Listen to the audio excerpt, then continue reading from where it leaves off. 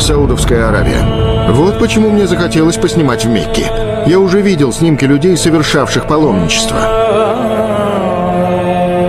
Я никогда еще не замечал в лицах такого искреннего пыла. Сам я пойти туда не мог, ведь только мусульмане могли пройти за священную ограду. Поэтому мы послали туда оператора-мусульманина, который отснял замечательный материал.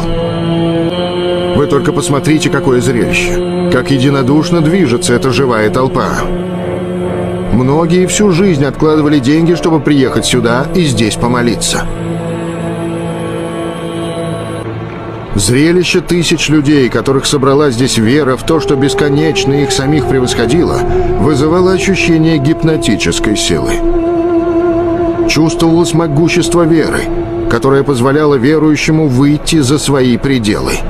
Именно это я и хотел заснять.